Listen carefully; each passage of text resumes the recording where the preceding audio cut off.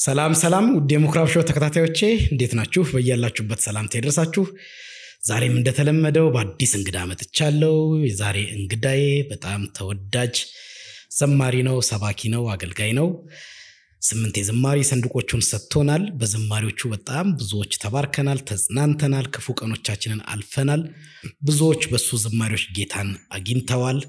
እንዲሁም ደግሞ ከወንጌላውያን አጥር ውጭ ያሉ ሰዎች በጣም በዝማሬዎቹ እንደሚባረኩ እንደሚጽናኑ ብዙ ጊዜ ሲመሰክሩ እንሰማለን። ባለትዳርና የሁለት ልጆች አባት ነው። ስለሱ ብዙ ማለት ይቻላል፣ ግን ብዙ እንዲባልለት አይፈልግም። ስለዚህ በመናደርገው ቃለ መጠይቅ ጊዜያችን ካስባለን ስለሱ ያወራን እንቀጥላለን። ግን በጣም የምንወደው ዘማሪ ነው። ይህን ዘማሪ ዛሬ ደግሞ እንግዳ ማድረግ ምድል ስላገኘው እጅግ በጣም ደስተኛ ነኝ። ተወዳጁ ዘማሪ ፓስተር ዳንኤል አምደ ሚካኤል የሙክራብ ሾው ዛሬ እንግዳ ነው። በዚህ አብራችሁን ቆዩ፣ አብራችሁን አሳልፉ። የሚባክን ጊዜ አይኖራችሁም።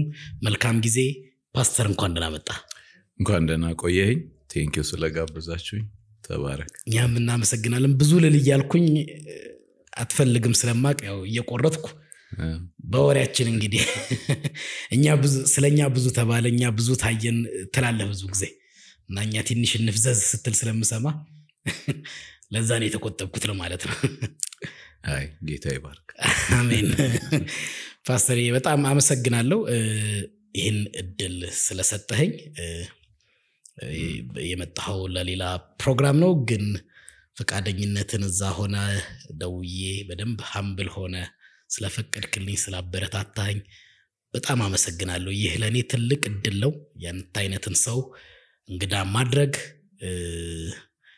በሚሊኒየም ውስጥ የሚሳካ ኦፖርቹኒቲ ነው። ለኔ ትልቅ ክብር ነው። ይሄን ሪከርድ ማድረግ፣ ይሄን አንተን ሆስት ማድረግ በቃ በአገልግሎት ዘመኔ አንድ ካረኳቸው መልካም ነገሮች ይሆኑልኛል። ለዛ በድፍረት እናገራለሁ። ይሄ እንትን እያረኩናን ሳይሆን በቃ በድፍረት እናገራለሁ። እንደዛ ነው የሚሰማኝና ቴንኪው ስለሰጠኝ እድል። ቴንኪው። እግዚአብሔር ያክብርልኝ። አሜን። ፓስተር የመጣህበት ፕሮግራም ስላለ በሱ አንስቼ ልጀምር። ለክብሩ የተሰኘ አምልኮ ድግስ ደግሰን የመጣው እውነት ነው። በጣም ቆንጆ ጊዜ እንደነበረ በቦታው የተገኘን አይተናል። ዋው፣ በጣም መልካም ጊዜ ነበር። እግዚአብሔር የሰጠን ካሰብነው ከለመንነው በላይ ነው እግዚአብሔር ያደረገልን። በጣም ጥሩ የሚያስደስት ሁኔታ ነው። ብዙ ተባርከዋል፣ ብዙ ህዝብ ተገኝተዋል፣ ብዙዎች ደግሞ ጌታን አግኝተዋል። እግዚአብሔር ይመስገን። ያ በጣም ደስ የሚያሰኝ ነው። አጠቃላይ ፕሮግራሙ ጥሩ አድርጎ ግቡን የተሳካ ፕሮግራም ነበር። ስለዚህ ደስተኛ ነበርክ በነበረው ፊድባክም በእለቱም ላይ በነበረው? እውነት ነው። በእለቱም በሆነው ነገር በራሴ ፐርሰናሊ ኤክስፒሪየንስ ባረኩት። እንደገና ደግሞ ከፕሮግራሙም በኋላ ሰዎች የሐሳብ አስተያየት ሲሰጡ ከሰማሁት በጣም የተሳካ ፕሮግራም እንደሆነ ነው ምስክርነት የሰማሁት። በራሴም ግምገማ ጌታን ያመሰገንኩበት ፕሮግራም ነው። የሚገርም የጌታ መገኘት ነበር። ያንተ ፕሮግራም ላይ ከዚህ በፊት እኔ ቀጠና 2 ሙሉ ወንጌል ተሳትፌያለሁ። በዛ በነበረው ፕሮግራም እጅግ በጣም እንደዚህኛው ፕሮግራም ተባርኬ ሐሴት አድርጌ ነው የሄድኩት። የዛን ጊዜ ቪዲዮዎችም ሙሉ አልተለቀቀልንም፣ ግን የተወሰኑትን ሁልጊዜ እያየው ባረክባቸዋለሁ። ግን በጣም የተነካሁት ወጣቱ ትውልድ በብዙ መነካት፣ በብዙ የጋለ የጌታ ፍቅር፣ በብዙ እንባ ሲያመልክ ሳይ ቤተክርስቲያን ተስፋ አላት። ዛሬም ጌታን የሚወድ ጌታን ትውልድ የሚፈልግ ትውልድ ስለ ጌታ ሲዘመር የሚነካ አለ የምር ብዬ አመስግኜ ነበር የወጣሁት። ይሄን ላንተም ገልጬልሃለሁ። በድጋሚ አሁንም እንደዛው ተሰማኝ። ዳኒ ስለሆንክ ነው ወይስ የተለየ ነው? ግን አንተስ ያን እንዴት አስተዋልከው? እንዴት ተሰማ? ለእኔም በጣም ትልቅ ነገር ነው። እግዚአብሔር ይመስገን እነዛን ወጣቶች በፓሽን በትልቅ ግለት ጌታን ሲያመልኩ ሳይ፣ ያንዳንዶችንም ባሳይ በቃ በጣም ተሰጥተው ሲያመልኩ ሳይ በዛ በአዳራሽ ውስጥ ብቻ ሳይሆን ፕሮግራሙ ካለቀ በኋላ ራሱ ውጭ ላይ ወጥተው በድፍረት የጌታን ኢየሱስ ክርስቶስን አዳኝነት ሲናገሩ ሴቶቹ ወንዶቹን ሳይ በጣም በጣም ልብ የሚነካ ነው። እንዳልከው ተስፋ ነው። እግዚአብሔር ይመስገን የነገዋ ቤተክርስቲያን አገልጋዮች መሪዎች ናቸው እነዚህ። ምክንያቱም ትውልድ ይመጣል ያልፋል፣ የሚቀጥለው ትውልድ ይተካል። የነገዋ ቤተክርስቲያን ተስፋ አላት ማለት ነው እና በጣም ደስ ብሎኛል። በእርግጥ in the meantime ሸክምም ነው፣ የጸሎት ሸክምም ነው። እነዚህን ወጣቶች በጥሩ ክርስቲያናዊ መንገድ የሚመራ የሚያሳድግ በብዙ አይነት መልኩ በመሪነት በአገልጋይነት ይሄን ኃላፊነት ወስዶ ተሰምቷት ቤተክርስቲያን ሆነ ያለችው ብዙ ነገር መሰራት አለበት ብዬ አምናለሁ። እንደ ሸክምም ነው ደስታም ቢኖረው እንደሱ አይነት ስሜትም አለው። መጋራው ነው መሪዎችን ማየት አለባቸው ብዬም እኔ አምናለሁ። አንዳንዴ በብዙ ያው በቃለ መጠይቃችን እናነሳለን። አሁን ባለችው ቤተክርስቲያን ብዙ ሰው የተለያየው ከሳዘኔታም ቁጭትም ብዙ ነገር በሚልበት ሰዓት ይሄን ስታይ ደግሞ እነኚህ ልጆች ሌስ ምን እየሰራን ነው፣ ወጣቱን እንዴት እያደረግን ነው አሉ እጃችን ላይ ስቲል የሚል አለ እና እኔ መጋራዋለሁ። ይሄን ያ እውነት ነው፣ የሁላችንም ሸክም ነው። ወጣጫ ከኮንሰርት አኳያ ፓስተር ብዙ ትችቶች ይሰነዘራሉ። ፓስተር ዳኒም እንደው በዚህ ትራክ እንዴት ደግሞ ይገባል ብለው አሁንም አንዳንዶች እንትን ይላሉ። ግን አጠቃላይ ኮንሰርት በተሰኘው አስፈላጊነቱ ምንድነው? አንዳንዱ እንደ ፈንጠዝያም ይቆጥረዋል። እንደዚህ ችግር ውስጥ ሆነን እንደዚህ ከሀገር እንዲያባለችበት ሁኔታ በየጊዜው እንዲያምልኮ ድግስ ማድረግ ተገቢ ነው ይላሉ።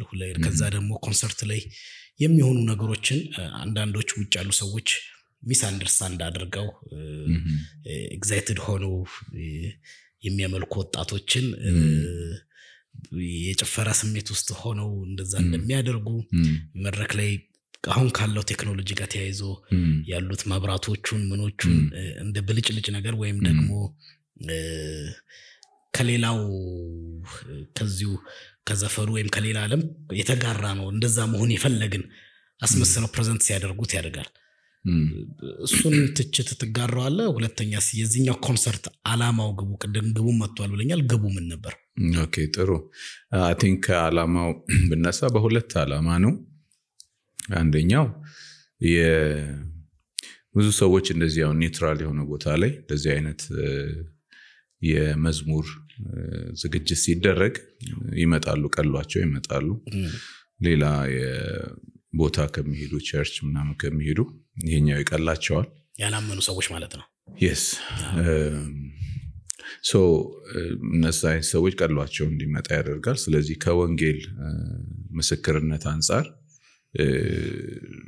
ነው አንደኛው ግብ፣ ወንጌልን በዚህ ውስጥ ለሰዎች ለማድረስ ነው። ሁለተኛው ደግሞ የእግዚአብሔርን ጸጋ ለአማኞች ያን የእግዚአብሔርን ጸጋ ለማካፈል፣ እግዚአብሔርን ደግሞ እግዚአብሔር በሰጠን ጸጋ ለማምለክ ለማመስገን፣ እግዚአብሔርን ከፍ ለማድረግ የተዘጋጀ ዝግጅት ነውና ከውጤቱ እንግዲህ እንዳየነው አንደኛ ወጣቶች ኢንስፓየርድ መሆናቸው የአገልግሎትን ፍሬ ያሳያል። ከዛ ወጥተው በዛ ግለት ያደረጉት ነገር ሲሳደቡ አላየናቸው፣ ድንጋይ ሲወረውሩ አላየናቸው። ግን የጌታን ኢየሱስ ክርስቶስን ስም እየጠሩ በፓሽን በትልቅ ግለት ሲናገሩ ሲሰብኩን ያየናቸው። ለዚህ ነው በደንብ ግቡን መጥቷል ያልኩት። ከማነጽና ኢንስፓየር ከማድረግ አንፃር ይሄ ነበር የልባችን ሸክም፣ ጸሎታችንም ይሄ ነበር። ብዙዎች በቃ እንዲነቃቁ እንደገና ጌታን ለማምለክ ለማመስገን ወንጌልን ለመመስከር እንዲነቃቁ ለማድረግ ነው ጸሎት ይሄ ነገር እንዲቀጥል ነው ሁሉ ኮንሰርት ኖረም አልኖረም እንዲቀጥል ነው በሰዎች ህይወት ውስጥ ጸሎት የሚሆነው ማለት ነው ይሄ ነው እነዚህ ናቸው ዓላማዎቹ እንግዲህ አሁን እንደዚህ አይነት ዝግጅት ሲዘጋጅ ሚውዚክ ነገር ስለሆነ ሳውንድ አለ ደግሞ ያንን ዲኮሬት የማድረግ ቦታውን የማስዋብ ነገር አለ ያ ከዛ ቦታውን በማስዋብ ስራ ውስጥ ደግሞ የምንጠቀማቸው ነገሮች ላይቲንግ የመሰሉ ደግሞ ባክግራውንድ ግራፊክስ እነሱን የመሳሰሉ ነገሮች አሉ እነዚህ በራሳቸው ሪሊ ወርሺፕ አይደሉም ወይንም አምልኮ አይደሉም ግን ኢንሃንሲንግ ኤሌመንትስ ናቸው የሚባሉት በዚህ በዝማሬም በዚህ በአርቱ ነገር ውስጥ ማለት ነው በእኔ አመለካከት ነው የዓለምን ነገር ኮፒ ለማድረግ አይደለም ምንድነው አሁን ጀነሬሽን ቱ ጀነሬሽን ነገሮች አመለካከቶች ይለወጣሉ ከድሮ ጀምሮ ብትነሳ ቀስ እያልን አዳፕት ያደረግናቸው ነገሮች አሉ ሃርም የሚያደርጉ ካልሆኑ በስተቀር ብዙም መቃወሙ ጥሩ ነው ብዬ አላስብም ሰዎችን የሚያስተናክል አይነት ነገር መሆን አለበት ብዬ ማላምነው ግን somehow balance የሆነ ነገር መሆን አለበት አሁን ወጣቱ ጄነሬሽን ያንን ዲማንድ ያደርጋል በቃ እንደዚህ አይነት ነገር አሁን ለኛ ነው እንጂ ጥያቄ አሁን ላለው አዲስ ጄነሬሽን እልል በሉ ስላቸው ጩኸት ነው የሚጮሁትና እሱን የገረመኝ ነገርና በእልልታ እስቲ በጭብጨባ እግዚአብሔርን እናከብራለን ስል ጩኸት ነው የሚጮሁትና እኛ ነን እልል ምንለው እንዴ ወጣቶቹ እልል ሲሉ አይቻቸዋልና ሰማው የሆነ ሽፍት አለ ማለት ነው ገባ አሁን እኛ እልልታ ነው የለመድነው አሁንና ለምን ይጮሃል እኔም እላለሁ እኮ እንደው ጩኸቱ እንትን ባይዘው አንዳንድ ጊዜ ኢንኢር ሞኒተር ስጠቀም ጩኸቱም በቃ እንትን ስለሚለኝ ሲል ያደርግልኛል ጥሩ ነው እንትን ለማለት ምንድነው ይሄ እንደዚህ አይነት ነገሮች ሁሉ ጊዜ ይኖራሉ አሁን ብቻ ሳይኖር የሐሳብ ልዩነቶች ይኖሩናል በእንደዚህ አይነት ነገሮች ላይና እኔ ሐሳቡ ትችትም ፓስተር እንደው ዝም ብዬ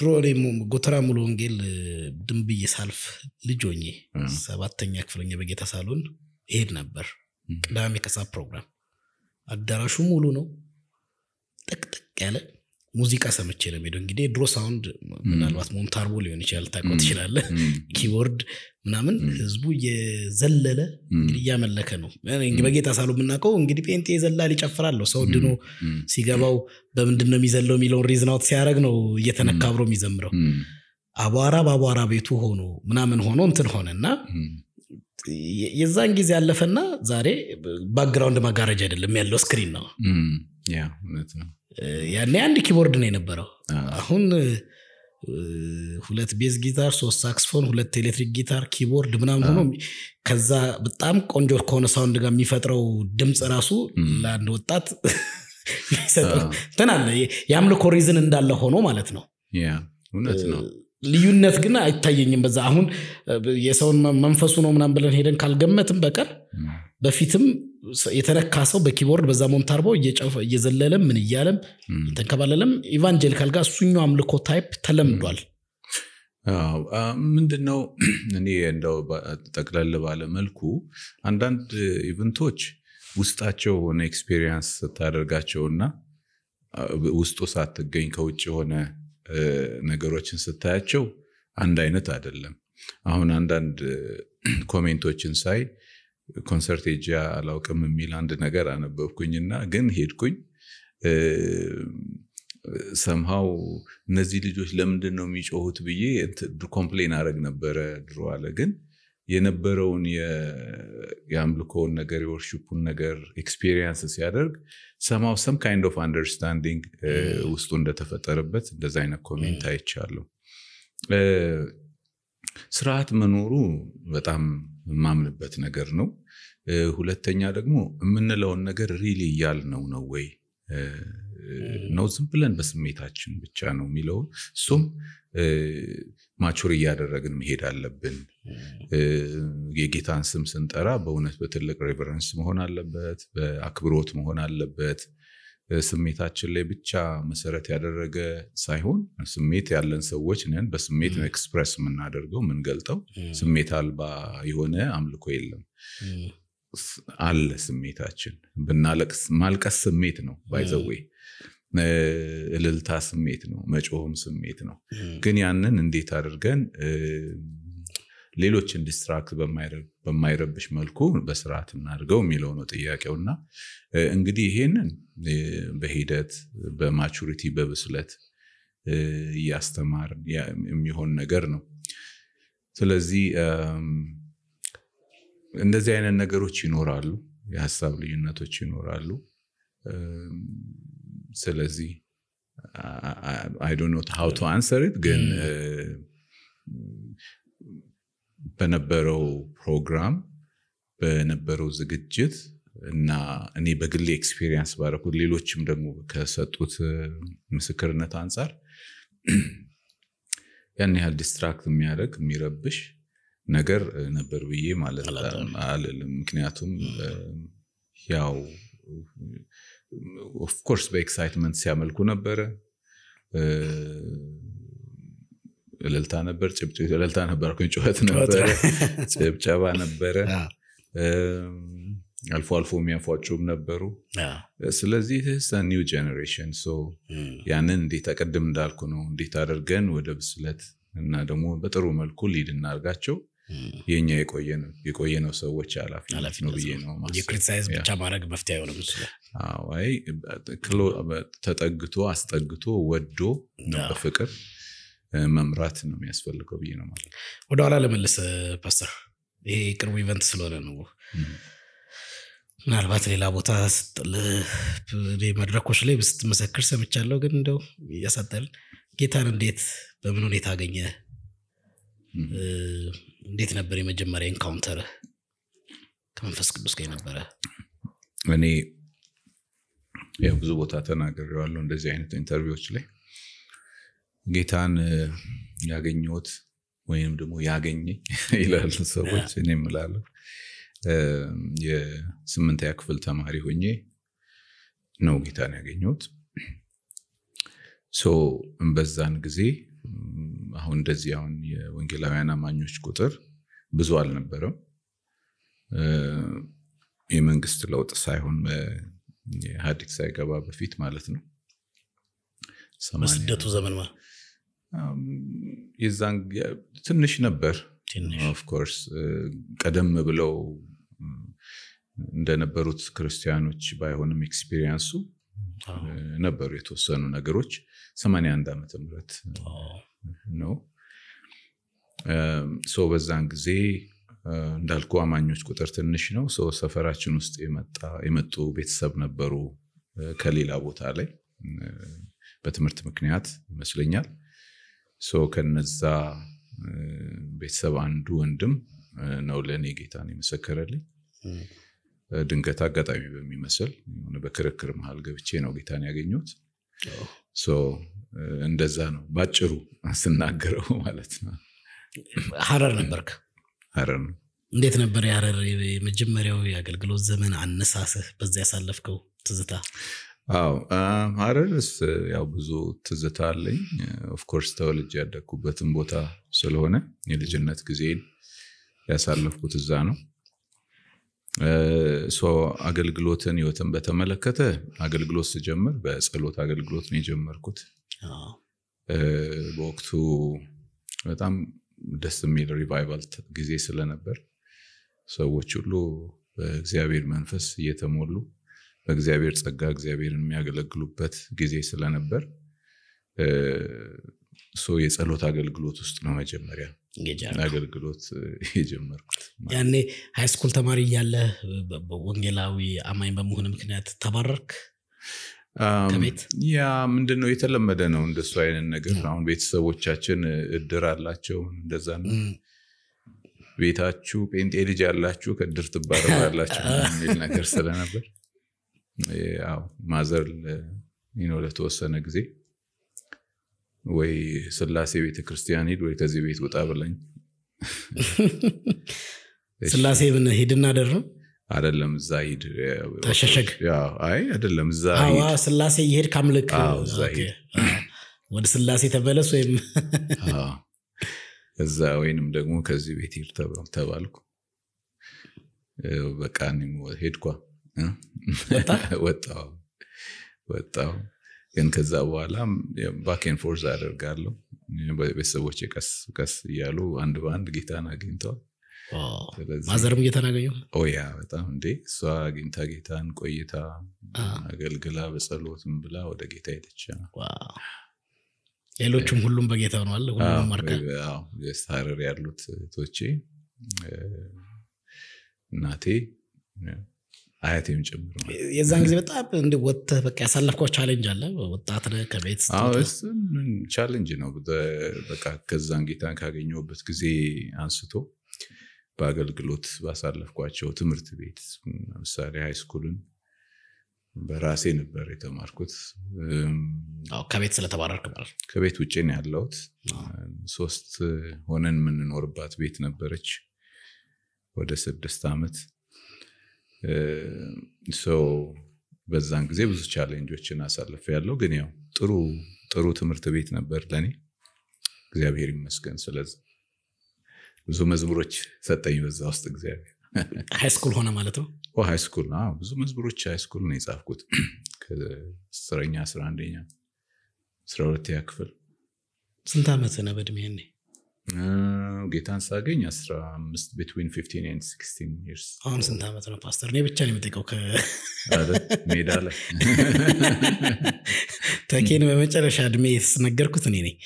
እውነት አለ? ተናግሯል መጨረሻ። ስንት ዓመቴ ነው? የተመለሰ ኢንተርቪውን ሰማ አለ። ግን for the record ታላቁ ነው የተኬ ታላቅ ነው ብዬ ነው ማስበው። 50 ዓመት ሆኗል። 50 ይሆነኛል። ያ አሁን 51 ዓመት ሆነኛል። ሽበት የለህም አይደል? ሽበት የለኝም። በጣም ቆዳ ሁላ የልጅ ነው። በጣም you look younger በጣም I think መዘመር ጥሩ ሳይሆን አይቀርም። ስለዚህ በ10ዎቹ እድሜ መዝሙር ኦልሬዲ መጻፍ ጀምረሃል ማለት ነው? ያ አሁን ለምሳሌ ቁጥር 1 ላይ ያሉ ብዙ መዝሙሮች 10ዎቹ ቤት የተጻፉ ናቸው። በጣም ሰው የሚወደው በጣም በልጅነት የጻፍከው ለአንድ ይረዳል ይደግፋል ያኔ ሆነ የኔ ወዳጅ ኢየሱስ ነው። ዋው! ኢየሱስ ነው ያከበረኝ። ዋው! የይሁዳ አንበሳ ቁጥር 1 ላይ ያሉ፣ ቁጥር 2 ላይም እንደዛው ያሉ መዝሙሮች አሉ። ብዙ ናቸው። ቁጥር 1 አልበም መቼ ነው የመጣው? 88 መሰለኝ። 88 ተማሪ እያለ ማለት ነው? ኖ ጨርሻ 88። ቁጥር 1 እና ቁጥር 2ን ስታወጣ የነበረው ህይወት ምን ይመስል ነበር ያኔ? እንዳልከው እንግዲህ በዛው ድረስ ከሆነ እነኛ የዘመርከው ምንድነው I think ያ መዝሙሮቹ እኮ ቆይተዋል እኮ። አሁን ለምሳወጣ ቁጥር 1ን ሳወጣ ኦሬዲ እኔ ብዙ መዝሙሮች ጽፌያለሁኝ በዛን ጊዜ ማለት ነው። አገለግልም ነበር ከአንዳንድ ከተሞችም ሐረር አካባቢ ሐረርጌ ውስጥ የተለያዩ ከተሞችም አገለግል ነበር። so by the time ካሴት ሳወጣ ቁጥር 1 ብዙ መዝሙሮች ጌታ ሰጥቶኝ ነበር። ያ እስከዛን ጊዜ ድረስ ያው ብዙ ቻሌንጆች ውስጥ አልፌያለሁ። ከዛ አዲስ አበባ ሙቭ አደረኩኝ። እዚህ አባቴ ሌሎች ወንድሞች እህቶቼ ይኖሩ ነበር። እዛ አብሬ መኖር ጀመርኩኝ እያገለገልኩኝም። ከዛ በኋላ ህይወቴም አገልግሎቴም እየሰፋ መጣ። ህይወቴም ጥሩ ያን ያህል በኑሮ መቸገርበት ነገር ውስጥ አልነበርኩም። ሞር ኦፍ ፋይናንሻል እንትን ነበር በጣም ስትራግል እዛ ሐረር እያለ። የዛን ጊዜ ያው ጀስት ያው ወጣት ተማሪ ሆነ ሶርስ ኦፍ ኢንካም ስለማይኖር እንደሱ አይነት ቻሌንጆች ነበር። ስለዚህ ከቁጥር 1 ከ2 1 እና 2ን ካወጣ በኋላ ነው አዲስ አበባ ህይወት የተጀመረው? ኖ ቁጥር 1 ሳወጣ በዛ ጆርኒ በጣም የማትረሳው በቃ በጣም ከባድ የምትለው የላይፍ ቻሌንጅ አለ በቃ ያሳለፍከው? I think it's 6 ዓመት ወይንም I don't know 6 ዓመት ያህል the same አይነት ላይፍ ነው የኖርኩት። it's challenging በጣም ግን ጥሩ ነበር ማለት ጸልየ ወደ እግዚአብሔር ተጠግተ የምትቀበልበት የምታገኝበት ሞር እምነት የምትማርበት የምትለማመድበት ለኔ እንደዛ ነው የሆነልኝ። even though ቻሌንጁ ቢኖርም ግን ትምህርት ቤት ነው የሆነልኝ። እነዛ አመታቶች I think ጥሩ አድርገው ሰርተውኛል ብዬ አስባለሁኝ እና አሁን ነው በጣም ለጥቅሜ መሆኑን የማየው ወደ ኋላ ስመለከት ማለት ነው። ያኔ እንግዲህ 10ዎቹ እድሜ ላይ ሃይ ስኩል ሆነ እንደዚህ የተዘማሪዎች ከዛፍ ከሚረዳ ሰው ነበር የምትቀበልበት ዝማሬ መገደኝ ነበር። ምክንያቱም ነገረ መለኮታዊ ጭብጣቸው በጣም ስትሮንግ ናቸው፣ ሳውንድ ናቸው እስከዛሬ። እንግዲህ አሁንም በዛ ወጥነት ባለው መልኩ ነው ዝማሬ ያለው። ግን ያኔ አዲስ ነው ለጌታ እናምንና የሱነ ጽሁፍ ውበታቸው ልዩ ነው። እሱ ጊፍት ወይ ጎን የሚረዳ የሚገመግምልህ ሰው ነው። ኢኒሺያሊ ማለት ኳየር ውስጥ ነው አገልግሎት የጀመርኩት። ኳየር ውስጥ ከኔ ቀደም ብለው በዝማሬ መዝሙር በመጻፍ ያገለግሉ የነበሩ ከኔ በጌታ ቤት እድሜም እንደዚሁም ደግሞ በእድሜም ከኔ የሚቀድሙ አገልጋዮች ነበሩ፣ ወንድሞች እህቶች ነበሩ። ኳየር ውስጥ መግባቴ አንደኛ መዝሙር ራሱ እንደሚጻፍ ያወቁት ኳየር ውስጥ ገብቼ ነው። ሁለተኛ መዝሙር ጽፈን ስናመጣ ይታረማል። የማረም የሚባል ነገር አለ። ስለዚህ ሲታረም ግን አርሞ መስጠት ብቻ ሳይሆን አብረህ ቁጭ ብለህ ይሄ እንደዚህ ነው እንደዚህ ቢሆን እንደዛ ቢሆን የሚል ነገር ነበርና ያ ሂደት ያ ፕሮሰስ ለኔም የሚባሉ ማይባሉ ነገሮችን እንድማር አድርጎኛል። በኋላ በዛ ፕሮሰስ ሳል እኔም ራሱ አብሬ ቁጭ ብዬ የምገመገም እስከሆን ድረስ ጥሩ ረድቶኛል ያ ፕሮሰስ ማለት ነው። መዝሙሮችን ያው ጌታ ነው የሚሰጠኝ፣ ዜማውንም ግጥሙንም ከዛን ጊዜ ጀምሮ ጌታ እየሰጠኝ ነው ዘምረው። በምን መልኩ ነው የምትቀበለው? ላይክ አንዳንዶች ሲጸልዩ፣ አንዳንዶች በብዙ አይነት መልኩ ነው። ጸሎት ላይ ሆናለው፣ መንገድ ላይ እየሄድኩ ሊሆን ይችላል፣ ወይ ጊታር እየተጫወትኩ ሊሆን ይችላል፣ ዝም ብዬ ስትራም እያደረኩኝ እንደዛ ሊሆን ይችላል። በተለያየ መልኩ መዝሙር የሚመጣው ብዙ ዝማሬ ላይ የብዙዎች ቅድም እንትን ብያለሁ። አሁን ከቃል እምነት አስተምሮ ጋር በዚህ ዘመን ያለ ፈተና ነው። ዘማሪዎች በማወቅም ባለማወቅም በቃ ይሆንልኛል፣ ይሳካልኛል የዚህን ምድር ነገር በጣም ፕሮሰስ ማድረግ ወንጌልን፣ መጽሐፍ ቅዱስን የዚህን ምድር ፕሮስፔሪቲ ማግኛ ብቻ ማድረግ እና በቃል እምነት አስተምሮ ተጠምዶ ይታያልና ያንተ ዝማሬዎች ብዙ ከዚህ ጽዱ ናቸው። ለዚህ ያረከው የተለየ ጥንቃቄ አለ? እንደዛ ሆኖ ሲያላወጣቸው ዝማሬዎች አሉ በሂደት በፕሮግሬሲቭሊ የታረምክባቸው አድርጌ የተለወጥክባቸው፣ ወይ ደግሞ ከዘመናት በኋላ ደግሞ ሲዝኑ ሲቀየር ዝማሬዎች ሁሉ በእንደዚህ እንትን የተለወሱ ሲሆኑ እንደዛ መዘመር ሳይነሽጥህም? አሁን ያልከው አይነት ትምህርት በደንብ መስማት የጀመርነው አሁን ነው። በዛን ጊዜ እንደዚህ አይነት ስሙንም አላውቅምና I think በእግዚአብሔር ቃል ያሳደጉኝን አገልጋዮች በጣም ማመስገን እወዳለሁና በቃ በፓሽን በብዙ ፍቅር ወጣቶችን ሰብስበው የእግዚአብሔርን ቃል እንማራለን፣ እናጠናለን። በመጽሐፍ ቅዱስ ጥናት I think ቶሎ የሚባልና የማይባለውን ለመለየት የቻልኩት በነዛ ጥሩ አገልጋዮች ስር ሆኜ ስላደግኩ ነው ብዬ አስባለሁ እና ጌታ ይባርካቸው ማለት እወዳለሁ። ጥሩ አድርገው ነው ያስተማሩን ከደቀ መዝሙርነት ትምህርት ጀምሮ ምንም አይነት ትምህርት ላይ ጥምቀት ትምህርት በለው ከዛ በኋላ ደግሞ ኤኒ ቶፒክ ላይ ተነስቶ ወይንም ደግሞ መጽሐፍ ቅዱስ ራሱ ለምሳሌ ጢሞቴዎስን በለው እንደዚህ አንድ መጽሐፍ ቅዱስ ክፍል ተወስዶ ያስተምሩን ስለነበረ እኛም ደግሞ እንጠይቃለን ወጣቶች ስለሆነን ይሄ ያያለን ያ በጥሩ የመማሪያ ጊዜ ሆኖልናል። ፕላስ ደግሞ እንዳልኩ እዛ መዘምራን ግሩፕ ውስጥ ሆኜ በማደጌ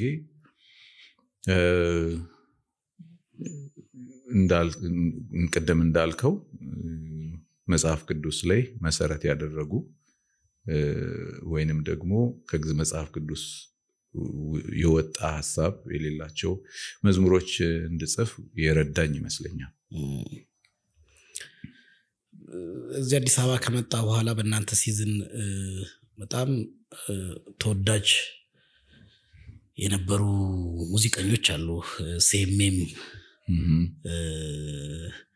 የሙዚቃ ስቱዲዮ እና ቤኔዘር የቢግርማ እንቆ ግርማ I think ኤልያስ መልካ እዛ ወጣ ገባ ያለ ነው። በዋናነት ስንትነልም ክርስቲያን ግርማ ነስጢፍ ዳንኤል እውነቱ አንተ ቤተክርስቲያን ያለው እሱ እንዲያው አብሮ ነው የሚያገለግለው።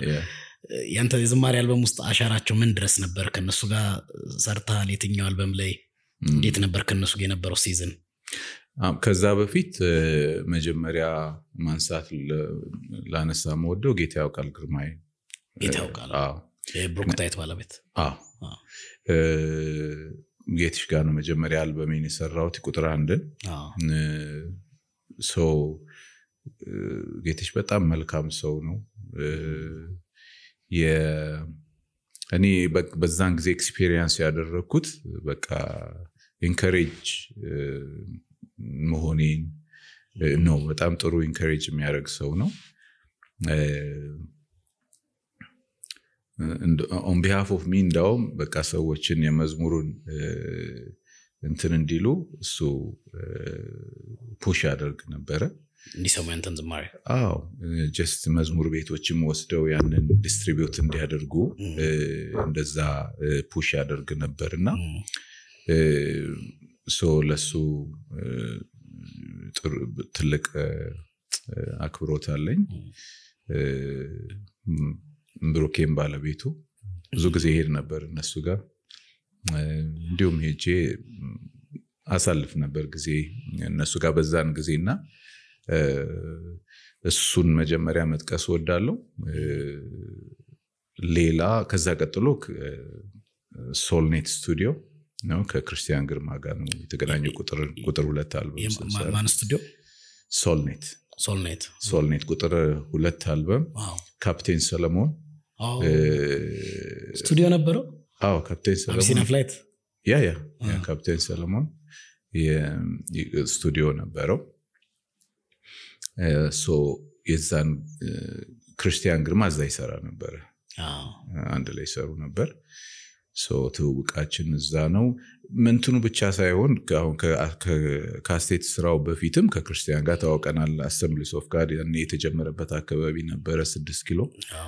እዛም አብረን እናገለግል ስለነበር እኔም እየተጋበዝኩ አገለግል ስለነበረ በዛ ነው ትውውቃችን።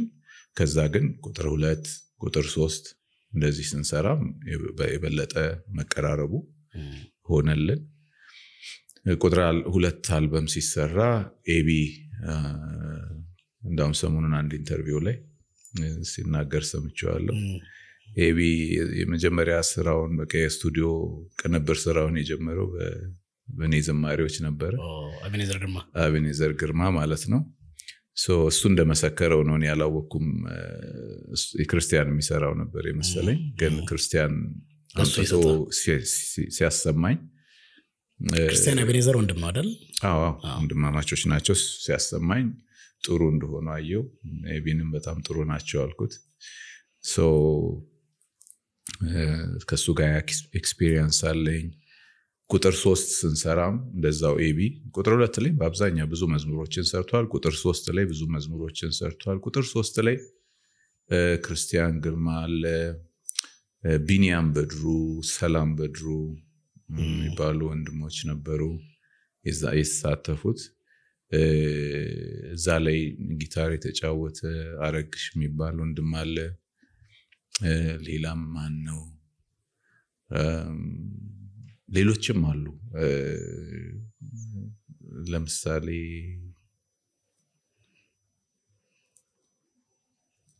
I think እነሱን ነው ማስታወሰው። ኤቢ፣ ክርስቲያን ግርማ፣ ቢኒያም በድሩ፣ ሰላም በድሩ እነዚህ መሳተፋቸውን አስታውሳለሁ። ቁጥር 3 አልበም ሲሰራ ማለት ነው። ቁጥር 4 አልበም ኦልሞስት ከኤቢ ጋር ነው አብዛኛዎቹን የሰራናቸው ይሆናል የሚለው አልበም። እዛ ላይ ሌላ ሳምሶን ታምራት የሚባል ወንድም፣ ናቲ፣ እንቁ ግርማ አንድ መዝሙር እዛ ላይ ሰርቷል። ሌሎቹን እኔ በጊታሪስ እንትን ያልኩት አለ ሲነጋም ሲመሽም እኔና አይቢነን እሱን እንትን ያልነው እንደዛ ነው የተሰራው። ስለዚህ ኤቢ እንዲያውም ብዙ አልበም ላይ ያሻራለው ማለት ነው። ኤቢ በጣም ቁጥር 5 ላይም አብረን የሰራነው ቁጥር 5 ላይም አብረን የሰራነው አንድ 4 መዝሙሮችን እዛ ላይ አሬንጅ አድርጓል። ሌሎቹ እኔ ነኝ የዝማሬዎቹ አቅም ላይ ካንተ ያዘማመር የመልእክቱ ዴንስ በተጨማሪ የተጠቀምኳቸው ሙዚቃዎች ህዝብ ጋር እንዲደርስ ትልቅ አሻራ እኩል አድርገዋል ወይም ጎን በጎን እነሱም ትልቅ ነው ብለህ ታስባለህ? I think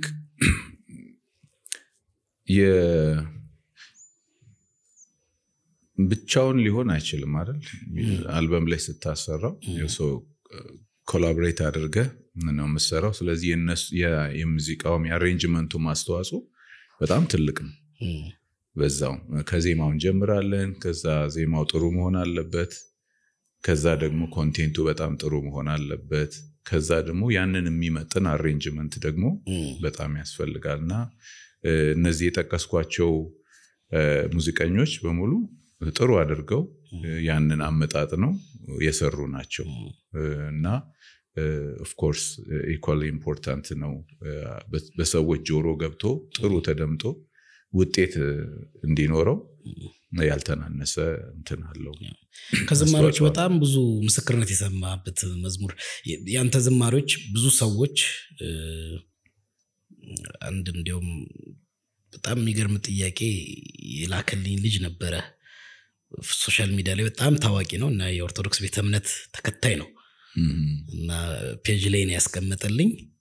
በጣም የመዝሙርህ ወዳጅ እንደሆነ ሰሚ እንደሆነ እና ማርያምን ወዷለው በልልኝ ብሎ ነው የነገረኝና እዛ ቤተ እምነት አይደለም ብሎ በብዙ እንደሚማረክ በብዙ ነገር ነግሮኛልና ከዛ አልፎ እንደዚህ አይነት አሁንም ይሰማሉ ግን ደግሞ ዝማሬዎችን ሰምተው ጌታን ያገኛሉ። በየትኛው ዝማሬ ብዙ ሰው ይሉሃል ስፔሻል ቴስቲሞኒ ወይ ከዛም ውጭ ደግሞ በጣም የደነቀ ልብን የነካ ደግሞ ምስክርነት ይሰማዋል? ብዙ ጊዜ አለ።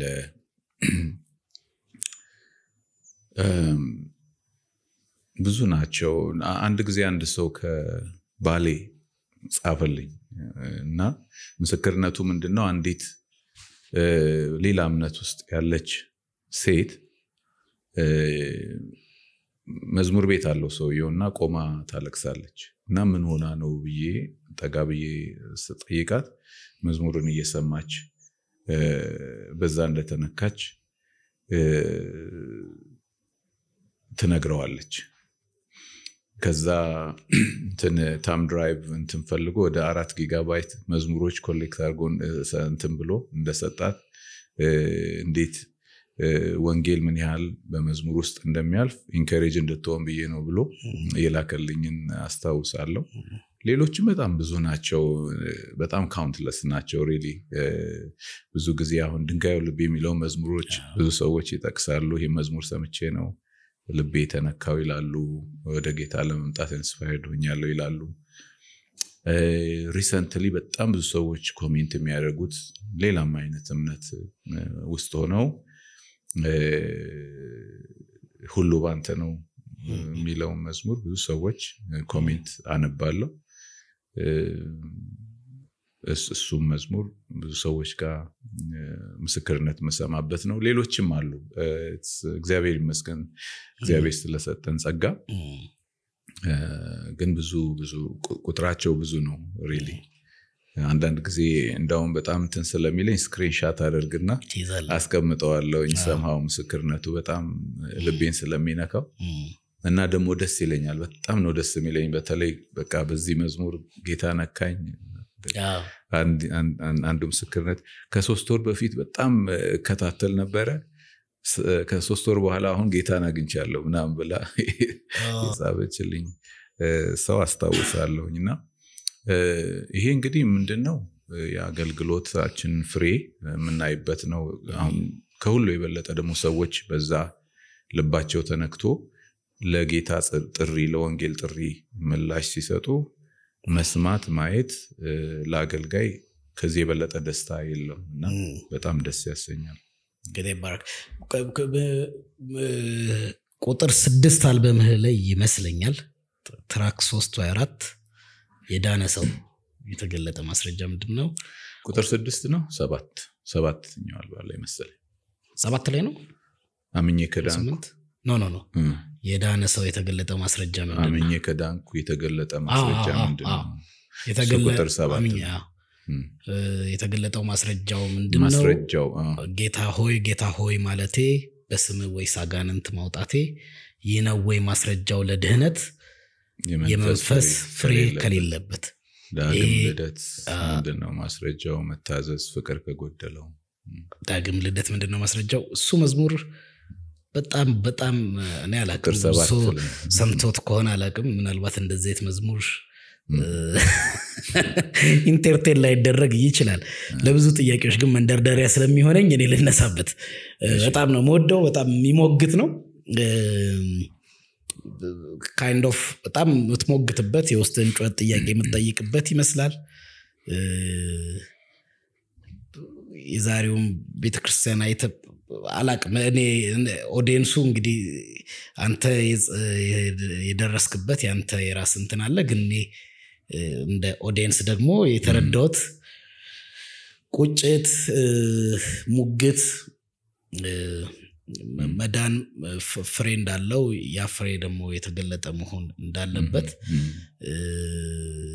ነውና ዛሬ በጣም የኢትዮጵያ ቤተክርስቲያን የዛሬቷ ቤተክርስቲያን በብዙ መንገድ ከጎዳና ወጣለች የሚል ሙግቶች በሰፊው አለ እንዳንድ ወንጌላዊ አማኝ ታምናለህ ብዬ አምናለሁ አንዳንዶች ያመራር ክፍተት ነው ይሉታል አንዳንዶች የህይወት ጥራት ጉድለት ነው ይላሉ አንዳንዶች ወጥነት የጎደለ ያስተምሮ ችግር ነው ብለው የተለያየ ሪዝን ይሰጣሉ ይሄኛው ሞሮፍ ከህይወት ከአንዱ ሪዝን ፒክ የሚያደርግ ነው ዛሬ ከሚነሳው ርስ አንዱን ምክንያት ያነሳል የመኖር የህይወትን ችግር የሚያወጣ ነውና በምን ኢንቴንሽን የጻፍከው ከዛ ዛሬ ስላለው ቤተክርስቲያን ሳንተ ምንድነው የሚሰማ እሱን ላርግና ወደ ሌሎች ይላሉ ከዛ መዝሙሩ ጥያቄ ነው የሚጠይቀው መዝሙሩ እና ራሴንም ይጠይቃል ግን እኔን ስጠይቅ ያው የሚሰማው ሁሉ እኔም ብሎ ስለሚሰማው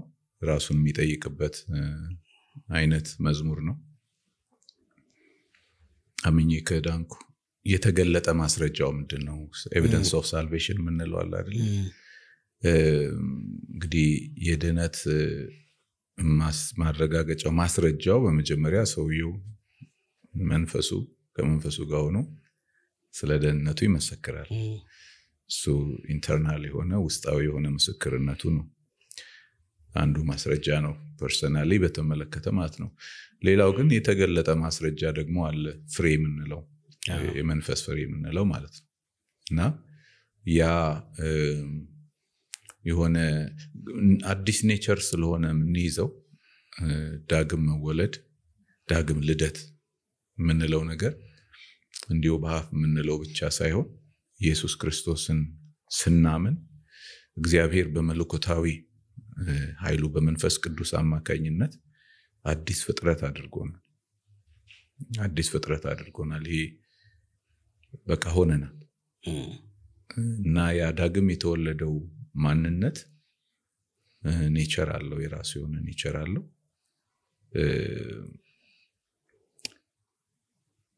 ስለዚህ ያ ዳግም የተወለደ ማንነት ከግንዱ ጋር የተጣበቀ ነው፣ ከክርስቶስ ጋር የተጣበቀ ነው። ከክርስቶስ ጋር ስንሆን ደግሞ በእኔ ኑሩ፣ በእኔ ብትኖሩ ብዙ ፍሬ ልታፈሩ አላችሁ ይለናል። ስለዚህ አሁን ከግንዱ ጋር ስንጣበቅ፣ ከኢየሱስ ጋር ስንጣበቅ ፍሬ የግረን ጥረን የምናመጣው ሳይሆን ከክርስቶስ ጋር የመጣበቃችን ከሱ ጋር የመኖራችን ናቹራል አውትከም። በቃ አንድ ቅርንጫፍ ከግንዱ ጋር ከተጣበቀ ፍሬ ያፈራል። ምክንያቱም ሁሉንም ናርሽመንት ስለሚያገኝ የግንዱ አካል ስለሆነ ፍሬ ያፈራል። ስለዚህ ፍሬ ዳግም የመወለዳችን ከጌታ ጋር በክርስቶስ የመሆናችን ተፈጥሯዊ ውጤት። ግን ይሄ አዲሱ ሰው ልክ እንደ ሕፃን ብታየው እያደገ ፍሬውም እየበዛ የሚሄድ ፕሮሰስ አለው ብዬ አስባለሁ እናለው። ግን ያልም ብሎ ከጠፋ ያው የቅድሙን መዝሙር ማንሳት ይኖርብናልና አምኜ ከዳንኩ የተገለጠ ማስረጃው ምንድነው? እና ጌታም አሁን ለምሳሌ ጌታ ሆይ የሚሉ መጨረሻው ጊዜ ይኖራሉ አይደል? እንደዚህ በስምህ እንደዚህ ያደርገናል፣ በስምህ እንደዚህ ያደርገናል። አሁን የሳልቬሽን ማስረጃው አይደለም። ምክንያቱም እዛ ጋር I've never knew you ከቶም አላወቅኳችሁም ነው የሚላቸው። ከቶም እና ከሱ ጋር ህብረት ያላቸው እንዳልነበሩ፣ ቀድሞውንም ከሱ ጋር ግንኙነት የነበራቸው እንዳልነበሩ የሚያሳይ ነገር ነው ስናነበው የሚለውና ያንን አይነት ነገር ውስጣችን እንዲጭር ጥርጣሬ እንዲፈጥርብን ሳይሆን ለእድገታችን ኮንሽስ እንድንሆን አሁን ያ አዲሱ ሰው የተወለደው ሰው ለማደግ አሁን እንደተወለዱ ህፃናት የቃሉን ወተት ተመኙ እንደሚል ማለት ነው። የእግዚአብሔር ቃል፣ ጸሎት፣ ቅዱሳን ህብረት በእነዚህ ውስጥ ነው የምናድገው። ለዚህ ያ መንፈሳዊው ሰው ይሄን መዝሙር ስንሰማ ኮንሽስ እንድንሆን የቱ ጋር ያለውት ብለን ቆም ብለን እንድናስብ አግባብ ያለውን የክርስትና ዲሲፕሊን መንገድ ሲሪየስሊ መጓዝ እንድንችል እድገት በህይወታችን ሪሊ ፍሬ በህይወታችን እንዲታይ ከእግዚአብሔር ቃል ጋር ከጸሎት ጋር ከህብረት ጋር ቁርኝት እንዲኖረን የሚያነሳሳ መዝሙር ነው ያሰባለሁ። ይሞግታልም ያነሳሳልም። ትክክል ነው። እንደው ጥያቄ ዛሬ አንተ እንግዲህ ቀደምት አገልጋይ ነህ፣ ብዙ ነገር በኢትዮጵያ ቤተክርስቲያን ሳይታል። ዛሬ ደግሞ ያለችው ኢትዮጵያ ቤተክርስቲያን በብዙ የምትፈተን ስሟ በብዙ የሚነሳ ብዙ ነቀፌታ የተገኘባት ጊዜ ላይ ነው ያለ ነውና እንዳንድ አገልጋይ እንዳንድ ወንጌላዊ አማኝ እንደቆየ አገልጋይ ደግሞ ህይወቱን በደንብ ለረጅም ጊዜ ቀጥ ብሎ እንደኖረ ሰው ምን ይሰማል? ከምን አኳያ ከሐሰተኛ ነቢያት ጋር ከአደገኛ ልምምዶች ጋር በወንጌላውያን ስም ከሚሰሩ ሚዲያ ላይ ከምናያቸው ማለት ነው። እንግዲህ እስታችን ለሐዛብ መላገጫ ሆኗል። ሰዎች ሁሉ እያዩ ሞክ እንደ ስታንድ አፕ ኮሜዲ እና በወንጌላውያን ስም በሚደረጉ ድራማዎች ከዛ ደግሞ መድረኮች ላይ የሚታዩ አለልክ እኔነት፣ ትዕቢት፣ ራስን ማሳየት ዛሬ ያለችው ቤተክርስቲያን ውስጥ የሚዲያ ዘመን ስለሆነ ሁሉም እንደዛ ሆኖ አይደለም። ጭምቶች እግዚአብሔርን ወንጌል የሚሰሩ ዶክትሪናሊ ሳውንድ የሆኑ ዛሬም ወንጌልን በደንብ ህይወታቸውን የሚኖሩ ብዙ አሉ። ግን የሚዲያ ዘመን ስለሆነ ጎልቶ ደግሞ የሚወጣውና የሚጣጨውና መልሶ ደግሞ የመሳቂያ ያለው ወንጌል እንቅፋት የሚሆነው ይሄ ነውና ምን ይሰማሃል አንተ ፓስተር?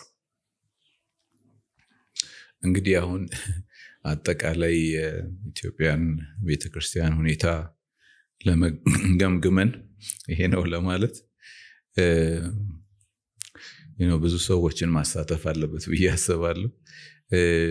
እንዳልከው ግን እውነተኛ ያልሆነ ነገር እግዚአብሔር የማይከብርበት ነገር ከወንጌል እውነት የራቀ ነገር ለውጪ ላሉት ገና ደግሞ ጌታ ሊጠራቸው ላሉት እንቅፋት የሚሆን ነገር እቤት ላሉትም ትክክለኛ ኢየሱስ ክርስቶስን መስለው እንዳያድጉ የማያንጽ ነገር በሙሉ እግዚአብሔር አይከብርበትም። ያንን የምንከተል መሆን የለብንም እና ከዚህ ግን ለመዳን ከዚህ ግን ለማምለጥ እኔ ብቸኛው ማምለጫ መንገድ ነው ብዬ የማምነው መጽሐፍ ቅዱስን። ሰው ሁሉ መጽሐፍ ቅዱስን ማንሳት አለበት። ሰው ሁሉ መጽሐፍ ቅዱስን ሪሊ ማንበብ አለበት፣ ማጥናት አለበት። ትክክለኛ መጽሐፍ ቅዱስን ትምህርት የሚያስተምሩ ቤተክርስቲያን ውስጥ ህብረት ውስጥ ገብቶ የእግዚአብሔርን ቃል በደንብ መማር አለበት።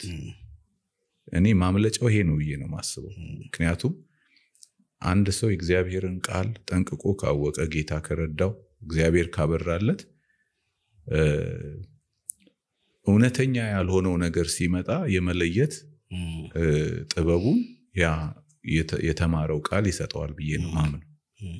ስለዚህ ቤተክርስቲያንም አጠንክራ የእግዚአብሔርን ቃል ትምህርት በተለያየ ዘዴ በስሞል ግሩፕ ሊሆን ይችላል፣ በተለያየ መልኩ በጾታ ለምሳሌ እህቶች ህብረት ብለን ሊሆን ይችላል፣ የወንድሞች ህብረት ብለን ሊሆን ይችላል፣ ያገቡ ያላገቡ ብለን ሁሉ ሊሆን ይችላል። whatever መንገድ የእግዚአብሔርን ቃል ህዝቡን ማስተማር አለብን ብዬ አስባለሁ።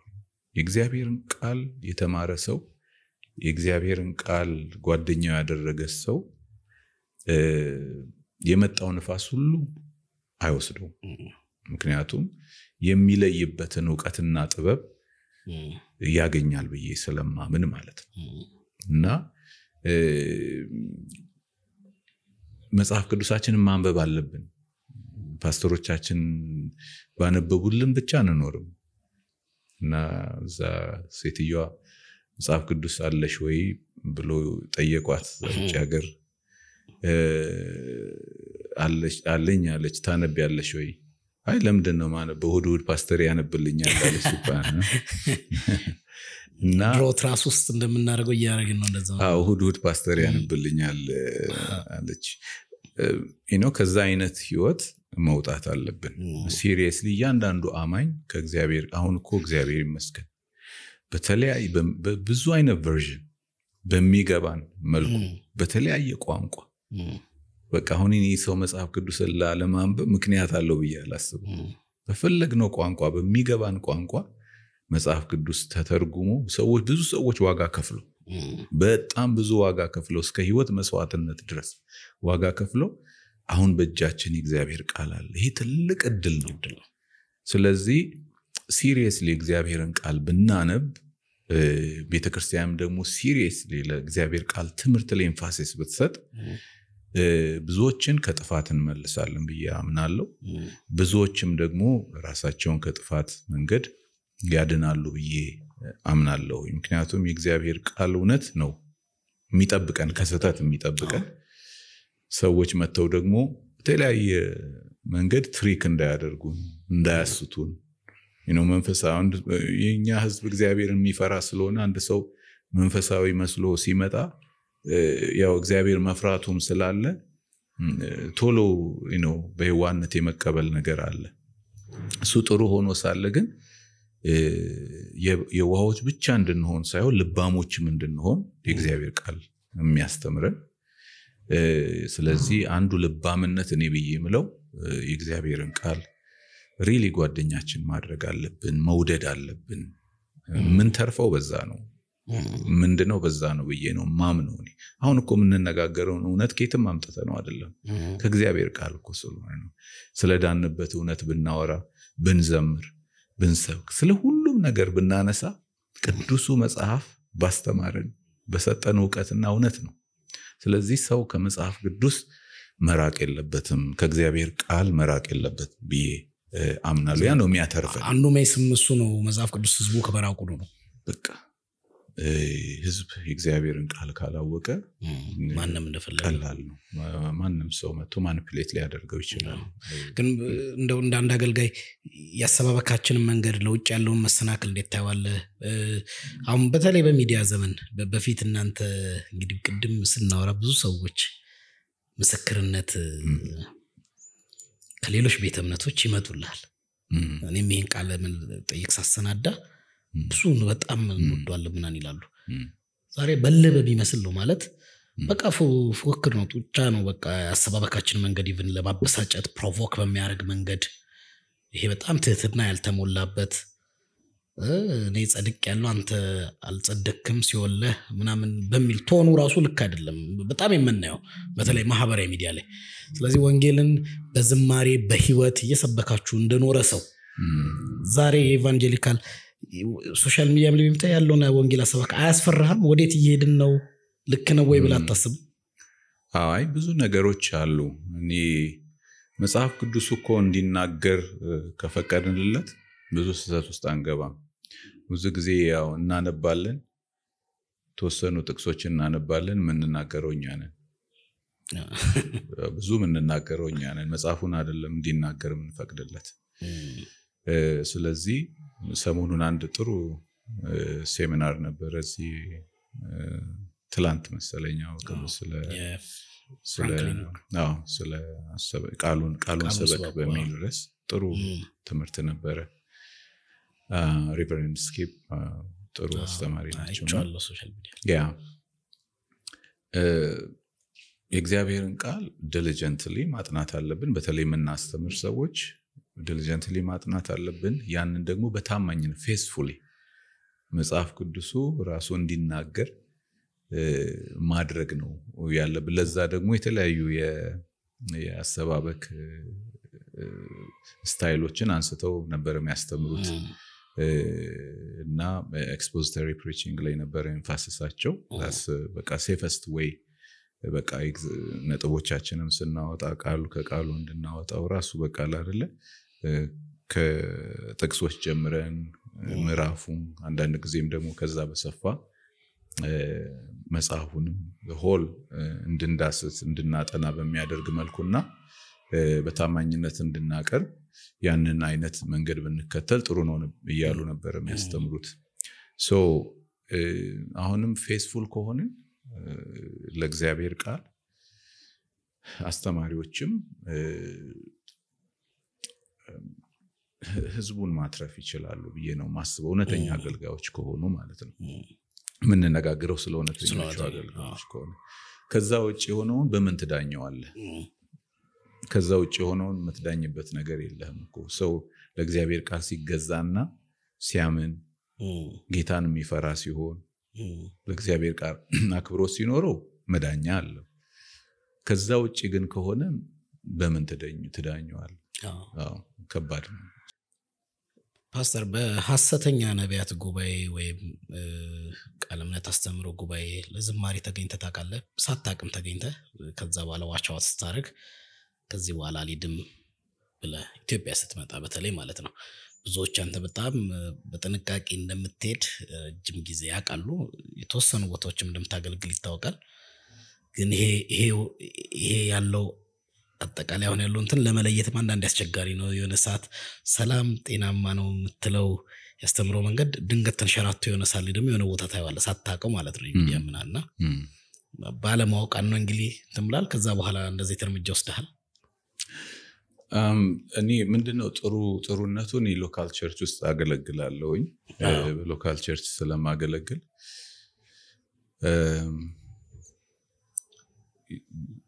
የሆነ አዲስ ቦታ ከሆነ ከአገልጋዮች ጋር ተማክሬ ይሄ ነው እንዴት ነው ይሄ ነገር ጥሩ ነው ጥሩ አይደለም ተባብለ ነው አገልግሎት በቀበል እንኳን መቀበለውና ከመሪዎች ጋር ማለት ነውና ያ ጥሩ ጠብቆኛል ብዬ ማለት እችላለሁ። ከዛ በተረፈ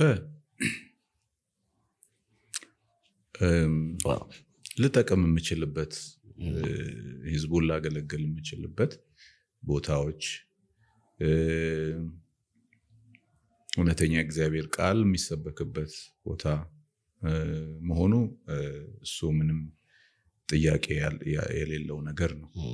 ስለዚህ መሪዎቻችንን ብንሰማ ብንማከር ጥሩ ነው ብዬ አስባለሁ። የምንሄድባቸውን ቦታዎች አንዳንድ ጊዜ አገለገል በንጹህ ልብ ነው አገልጋዮች የሚሄዱት ብዬ አስባለሁኝ። ግን ቆም ብሎ ማሰቡ ምንድነው እያደረኩ ያለሁት እየሰራ ያለሁት ትክክለኛውን የእግዚአብሔርን ቃል ትምህርት ነው ፕሮሞት እያደረኩ ያለሁት ወይም ደግሞ የሆነ የተሳሳተ መንገድ ነው? በተለይ ደግሞ እንደዚህ ሰዎች የሚሰሙን ዝማሬዎቻችንን የሚሰሙ ወይንም ስብከቶቻችን አገልግሎታችንን ብዙ ሰዎች የሚከታተሉ ሰዎች ከሆነን ጥንቃቄ ያስፈልጋል ብዬ አምናለሁኝ። ምክንያቱም ራሴን ብቻ አይደለም ማሰብ ያለብኝ።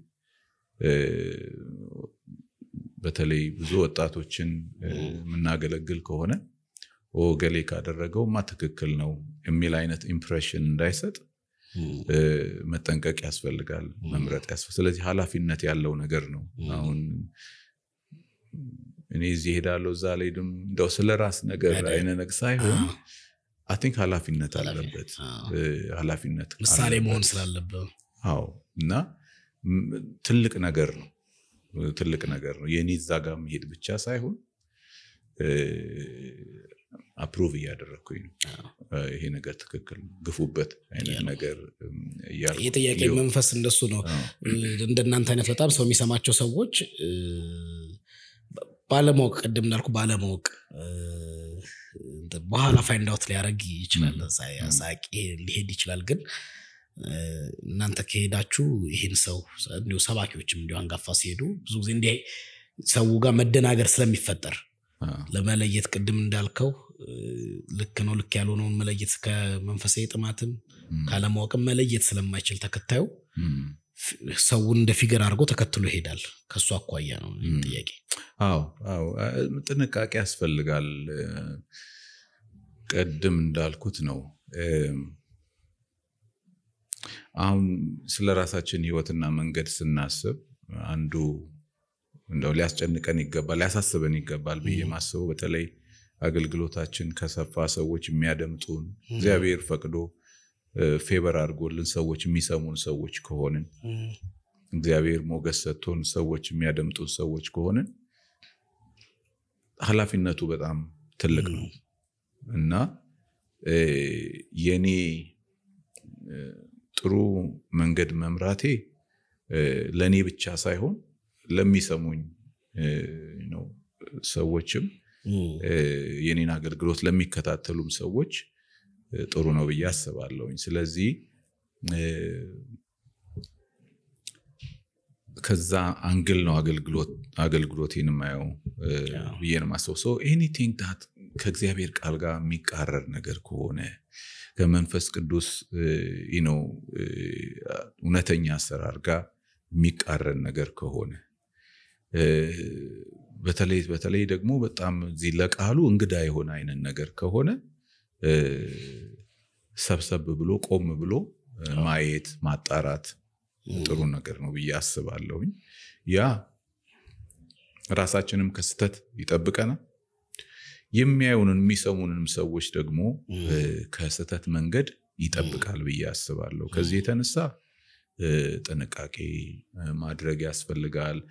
እንትን ብቻ አይደለም ባይዘው ይሄ የምንሄድበትን የምንቆምበትን ብቻ ሳይሆን ኢቭን የምናነባቸውን ማቴሪያሎች እኮ መጠንቀቅ ይኖርብናል። ምንድነው የሚጠቅመኛል አይጠቅመኝም፣ መንፈሳዊ ነገሬን ቢልድ ያደርጋል አያደርግም የሚለውን ነገር ራሱ መመዘን አለብንና ከዛም አንፃር ህይወታችንን እንጠብቃለን፣ ሌሎችንም ህይወት እንጠብቃለን ብዬ አስባለሁ። ይሄ ሲሪየስ ነገር ነው። አሜን።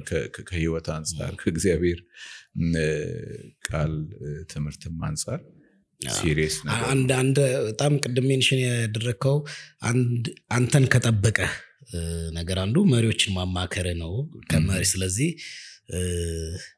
በመሪዎች ስር ሆነ መሪዎች እዚህ ሂድ ራይት ሮንግ የሚለውን ሰሚት ታደርጋለህ እስከዚህ አንዱ ደግሞ የዛሬ አንዱ ፈተና ቤተክርስቲያን በተለይ ዝማሬ አካባቢ ያሉ ወጣት ዘማሪያን አልበም ካወጡ በኋላ ባያወጡም በተለይ በፊት አልበም ካወጡ በኋላ ነበር ከቸርች አንድ ሎካል ቸርች መቀመጥ አይችሉም አንድ አልበም ከታወቁ በኋላ ነበር የሚባለው አሁን ደግሞ አንድ መድረክ ላይ ቪዲዮአቸው ዩቲዩብ ላይ ብዙ ከታየ በኋላ ሆኗል አሁን የት ቸርች ሆኑ በቋሚነቱ ዴት ያምልኩ ብዙ በቁጥር ብዙ እንትን ቢል አይታወቅም ማንጋ ያገልግሉ ያው ቸርችም ይጋብዛቸዋል እንትን ይላል አንድ ቦታ ሰሚት አያረጉምና ሰሚሽን ነው አንዱ የጠበቀኝ ወይም ደግሞ መሪዎችን ማማከሬ እነሱ ሪኮሜንዴሽን አልከንና ለወጣት ዘማሪያን በዚህ ምን ታስተላልፋለህ አንድ ቤተክርስቲያን አጥቢያ ቤተክርስቲያን ላይ ሆኖ ማገልገል ብዙ ሲጎዱ እዛም ሁሉም ቦታ ሲታዩ ከዛ አገልግሎት በጣም ረጅም ስለሆነ መንገዱ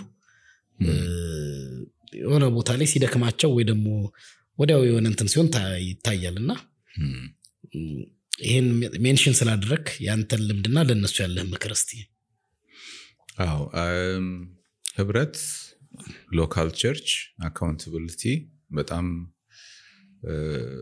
በአንድ አማኝ አገልጋይ ሚለውን ይጨምራል ግን በአንድ አማኝ ህይወት ውስጥ በጣም መሰረታዊ ነገር ነው ብዬ ነው ማስበው ቢብሊካል ነው መጽሐፍ ቅዱሳዊ ነው ብዬ ማምነው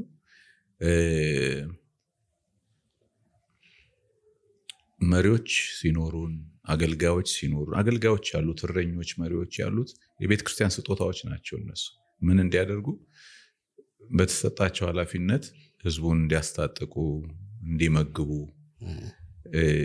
የተሰጡ አገልጋዮች ናቸው ስለዚህ በአንድ ሎካል ቸርች ውስጥ የተለያየ ስጦታ ያላቸው እግዚአብሔር ቃል እንደሚያስተምር አገልጋዮች አሉ ስለዚህ አንድ ሰው በመንፈሳዊ ህይወቱ ኢየሱስ ክርስቶስን እየመሰለ ለማደግ የሚያስፈልገውን ነገር የሚያገኘው በሎካል ቸርች ውስጥ ነው ኮንሲስተንትሊ በአንድ ቦታ ላይ ሆኖ ማለት ነው ቢያጠፋ የሚገሰጽበት በጥሩ ደግሞ ህይወት ካለው ኢንካሬጅ የሚደረግበት ባይዘው ተክሳጽም እኮ በጣም ትልቅ እድል ነው ይሄን ነገር አጥፍታል ብለው የሚገስጹ መሪዎች ሲኖሩ የምትሰማቸውና ሪስፔክት የምታደርጋቸው አገልጋዮች ሲኖሩ በጣም ትልቅ እድል ነው እና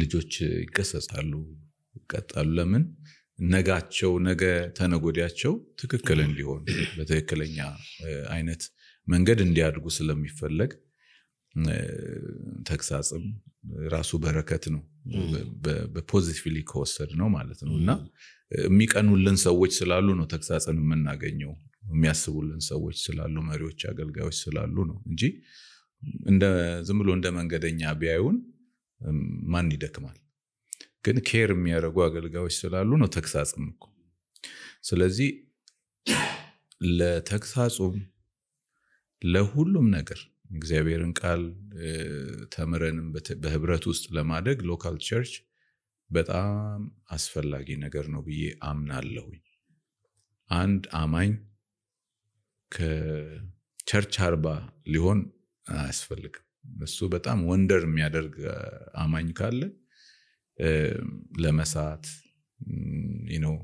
በተኩላው ለመነጠቅ ብዙ ቻንሱ ሰፊ ነው ግን በህብረት ውስጥ የሚጠበቅ ከሆነ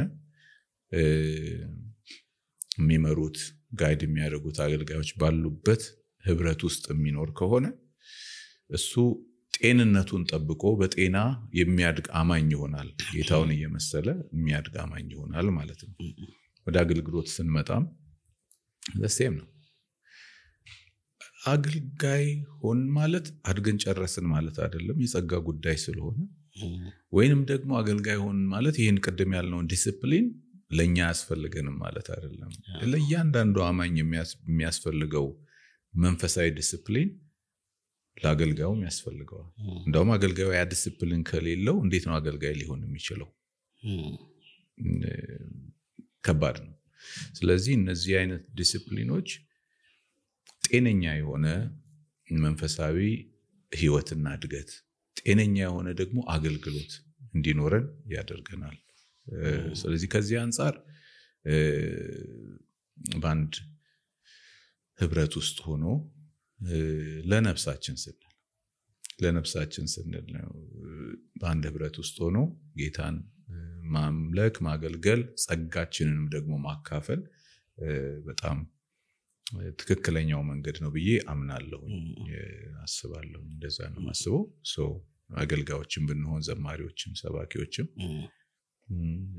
ወተን ማገልገሉ በየቦታው ምን ጸጋ ማካፈላችን ሁላችንም የምናደርገው ነገር ነው ግን አንድ ቋሚ የሆነ ግን ህብረት ያስፈልጋል ቋሚ የሆነ ቤተክርስቲያን ቋሚ የሆነ መሪዎች እረኞች ያስፈልጉናል ብዬ አምናለሁ ለዚህ እንትን ግን በጣም የዳረጋቸውም ብለው ብለህ ታስባለህ ስላለ እንትኑ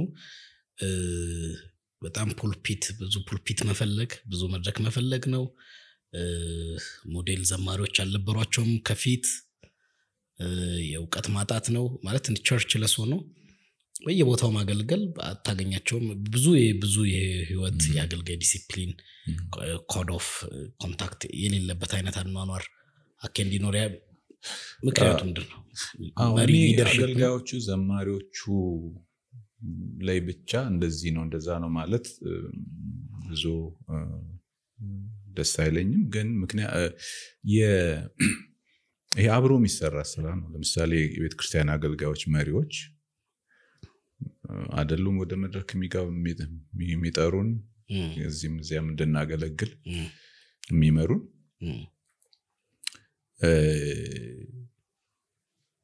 ስለዚህ አሁን ብዙዎቹ ወጣቶች አገልጋዮች ናቸው አይደል ወጣት አገልጋዮች ናቸው ጋይድ የማድረግ የማሳየት ነገሮች ከአገልጋዮች ከመሪዎች ይጠበቃል መጀመሪያው ሲጀምር ማለት ነው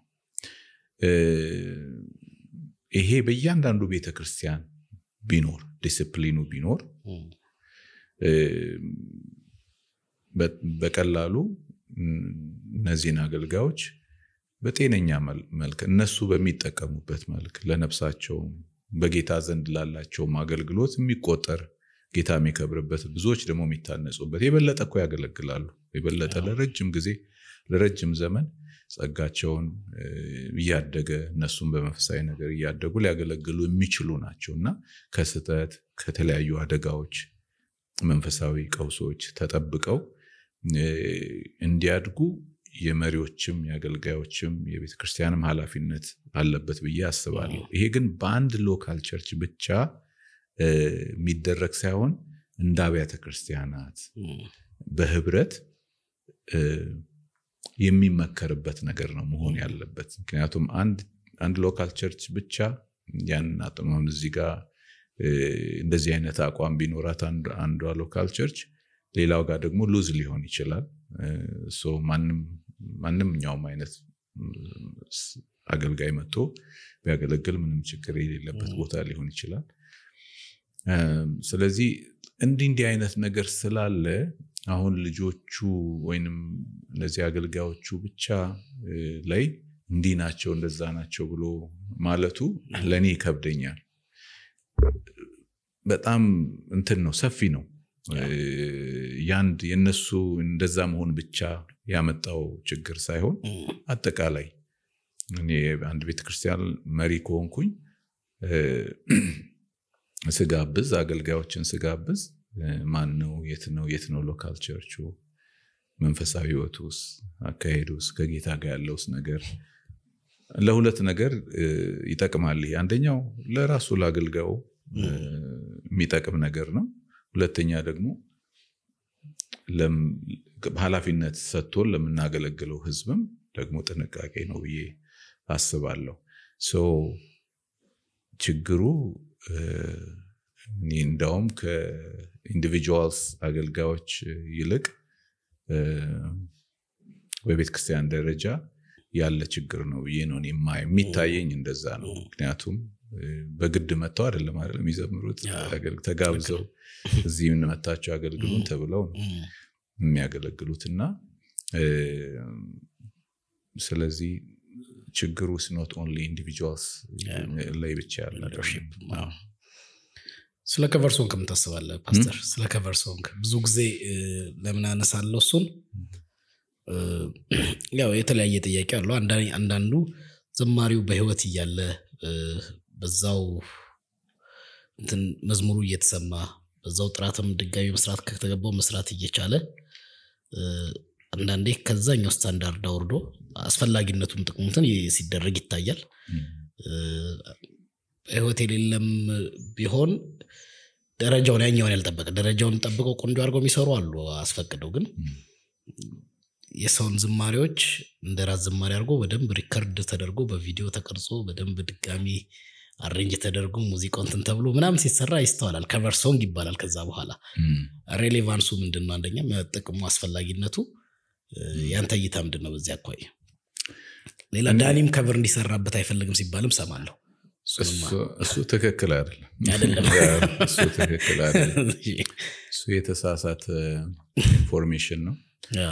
በጣም ጥሩ ጎበዝ ልጆች አሉና አንዳንድ ጊዜ ጥሩ አድርገው ሲዘምሩ መሰማቸው ልጆች አሉ። ደስ ነው የሚለኝ። በመጀመሪያ ደረጃ እግዚአብሔርን አመሰግናለሁ። ወጣቶችን ኢንስፓየርድ ሆነው የኔን መዝሙር ጌታ የሰጠኝን መዝሙር አንስተው ሲዘምሩ ሳይ ለኔ እንደ እድል ነው ማየው።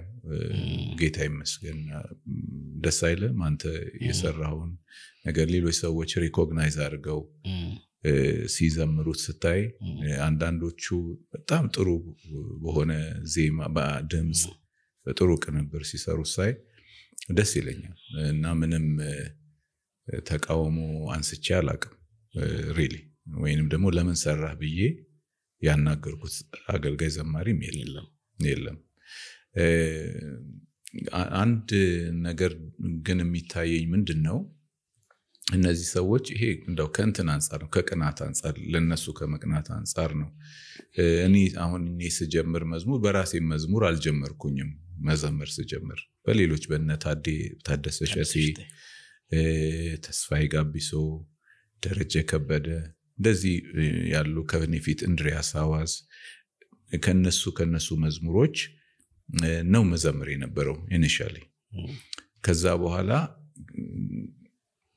የቀስ ያለ የራሴን እግዚአብሔር የሚሰጠኝ መዝሙሮች የመዘመርኩ ስመጣ በዛ ያደኩኝ ጊዜ ሰጥቼ ስመጣ በቃ የራሴን የሆነ ነገር እያስኩኝ መጣው ማለት ነው። ሶ በራሳቸው ነገር ሞር ዲሊጀንትሊ ሰርተው ወደፊት ቢያድጉ እመኛለሁ። ግን አሁን ሪሊ ሰሞኑን እንደውም በጣም ደስ እያለኝ የተባረኩ ሰማ ነበረ።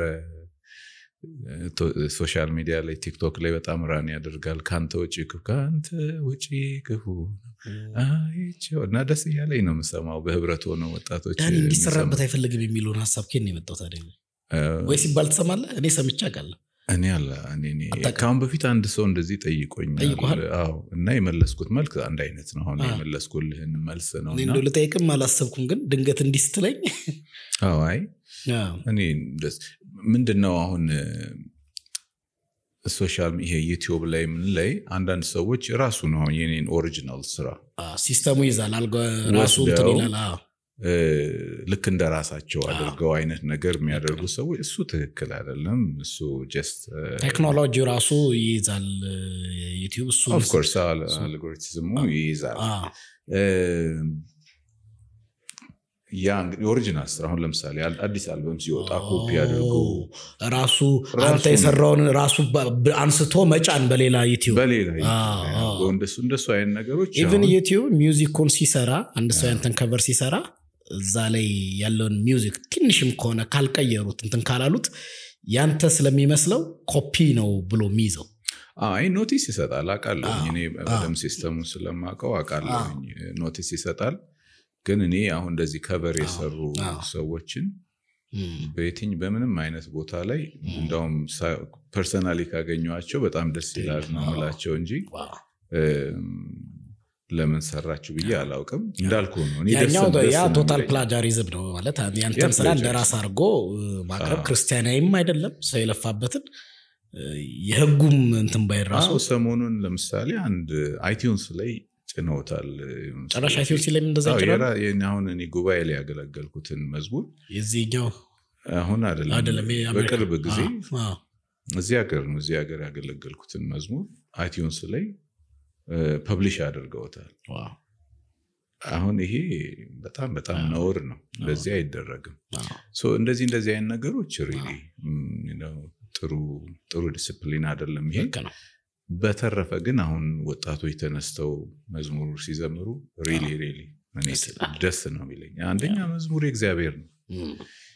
እግዚአብሔር ነው እግዚአብሔር ነው መዝሙርን የሚሰጠው ሲሰጥ ደግሞ ለቤተ ክርስቲያን ነው ሰጠው እና ዋንስ እንደውም ከኔ ከወጣና ከዘመርኩት እኮ የኔ አይደለም በቃ እግዚአብሔር ለቤተ ክርስቲያን ሰጥቷል ማንንም ሰው በጉባኤ እንዘምራለን አይደል ለምሳሌ በጉባኤ እኮ እንዘምራለን እና የተሰጠው ለቤተ ክርስቲያን ስለሆነ እኔ አሁን የሚነሱ ወጣቶች ቢዘምሩት ምንም ቅሬታ የለኝም በጣም ደስተኛ ነኝ እንደው ደስ ነው የሚለኝ ጌታ ይባረክ ደስ ይላል ያኛውን እኔም ማጥብቄ እቃወማለሁ ወንጀልም ነው ፕላጃሪዝም ነው ከክርስቲያን እንትንም ይወጣ ነው የሰውን ሐቅ የሰውን ንብረት እንደራስ አድርጎ ማቅረብ ነውር ነው እሱ ላይ እኔም እቃወማለሁ ስነ መለኮት ትምህርት ቤት ሄዳል ፓስተር ዳኒ አይደል አዎ ማለት ይቻላል አብዛኛውን ሚውዚክ እና ቲዮሎጂ የመጀመሪያ ዲግሪን ስሰራ እንደዛ ነው ሴክሬድ ሚውዚክ ከዛ ሰከንድ ዲግሪም ስሰራ ከዛ ኢራቅ አይደለም ወርሺፕ ስተዲ ነው ግን ሃየር ሌቭል ቲዮሎጂ ኮርሶችን ኢንክሉድ ያደርጋል አሜሪካን የተማርኩት ነው ማስተርስ ፕሮግራም አሜሪካን ነገር ለማሪያ እንዲ በእውቀት ራሳቸውን እንዲያሳድጉ ምናምን ምን ጸጋ አለ እንግዲህ ጸጋ ዝማሬ ችሎታ ነው ጸጋ መጀመሪያ ባንተሱን ለልና ከዛ ጸጋ ነው እግዚአብሔር ጸጋ ነው እግዚአብሔር ችሎታ አይመጣም ትሬን ፕራክቲስ ማድረግ አለብን ልምምድ ማድረግ አለብን ራሳችን ኢኩዊፕ ማድረግ አለብን ናቹራል ታለንትስ ስጦታ ነው አይደል ጊፍት ነው ማን ነው ያንን የሚሰጠው እግዚአብሔር ነው ይሄ ነው ማስበው ከዛ ደግሞ መልእክት ሲሰጠን በመንፈስ ቅዱስ ኢንስፓየርድ ስንሆን እግዚአብሔር ዝማሬን የሚሰጥ አምላክ እንደሆነ መጽሐፍ ቅዱስ ይናገራል በመዝሙረ ዳዊት ምዕራፍ 40 ላይ ለአምላካችን ምስጋና መዝሙርን በሌሊት ባፌ ጨመረ ይላል እግዚአብሔር ቃልና መዝሙር አፋችን ይጨምራል እግዚአብሔርና ስጦታ ነው እግዚአብሔር ስጦታ ነው ብዬ ነው ማምነው ግን አሁን ለምሳሌ ቃሉን የማስተማር ስጦታ ለአንድ ሰው ቢሰጠው ምን ያደርጋል ቃሉን ያጠናል ራሱን ኢኩዊፕ ያደርጋል መጽሐፍ ቅዱስ ትምህርት ቤት ገብቶ የበለጠ የእግዚአብሔርን ቃል በበለጠ መልኩ ይማራል ስጦታው የእግዚአብሔር ነው ግን ደግሞ ዲሊጀንትሊ ማጥናት አለበት ማንበብ አለበት ጳውሎስ አሁን ለጢሞቴዎስ እንዲያነብ ይመክረዋል እና እንደዚህ የሚጠቅም ስለሆነ ብሎ የእግዚአብሔርን ቃል በደንብ እንዲያነብና እንዲያጠና ይመክረዋል ሚውዚክም እንደዛው ነው እግዚአብሔር ስጦታውን ሰጥቶናል ግን ራሳችንን ማስተማር አለብን ኢኩዊፕ ማድረግ አለብን ከኛ ባለፈ ለቤተ ክርስቲያን ጥቅም እንዲሆን ለሌሎች ደግሞ ለማስተላለፍ ለማስተማር ጋይድ ለማድረግ ያገለግላል ብዬ አስባለሁና እድሉ ካለ ሁሉም ሰው በአንድ ጊዜ ያን እድል ላይ ያገኝ ይችላል እኔ እግዚአብሔርን አመሰግናለሁ እድሉ ስለሰጠኝ እድሉ ካለ ራስን ኢኩዊፕ ማድረግ መማር በጣም መልካም ነገር ነው ብዬ አስባለሁ እግዚአብሔር ይመስገን ፓስተር በድሉ ጋር አሁንም በዚህ ነበረው ቀደም እንግዲህ ስለ መሪነት መሪዎችን ማማከር ማስተል ብዙ ጊዜ ያለበት ቤተክርስቲያን ይታወቃል አሁን ቅርብ ጊዜ እዚህ ፕሮግራም ላይ ቃል እግዚአብሔር የሚያካፍሉት እሳቸው ነበሩ መጽሐፍ የሚሳቸው ተመርቆ ነበር በኢትዮጵያ ለናማኞች በሩቅ ነው የምናውቃቸው ፓስተር በድሉ ይርጋ ወይ መጽሐፍ የተወሰነ መጽሐፍ እኔ አንድ መጽሐፍ ነው ግንቻ ያነበብኩት ያለፈው ይወጣ የሮሜ ማባሪያ ምን አይነት ፓስተር ናቸው? አታችመንታችሁ እንዴት ነው? ለአንተ መንፈሳዊ አገልግሎት ያላቸው ሮል አሁን እንዳለበት ምን ያህል ነው? እንግዲህ አብረን ማገልገል ከጀመርን ከ16 ዓመት በላይ ሆነን በአንድ አጥቢያ ቤተክርስቲያን። ፓስተር በድሉ ለኔ ብቻ እድገት ሳይሆን አብሮት ለሚያገለግሉ አገልጋዮች እድገት በደንብ ኮንሺየስሊ የሚያስብ አገልጋይ ነው። እንድንማር ኢንከሬጅ የሚያደርግ በቃ እሱ በቻለው መጠን እዛ ያሉ አገልጋዮች ራሳቸውን ኢኩፕ እንዲያደርጉ በየትኛውም ኦል ራውንድድ እንዲሆኑ በቅንነት አስቦበት የሚሰራ አገልጋይ ነው። ጥሩ ሃርመኒ ሰጥቶና እግዚአብሔር ይመስገን እና በጣም ወደው አገልጋይ ነው።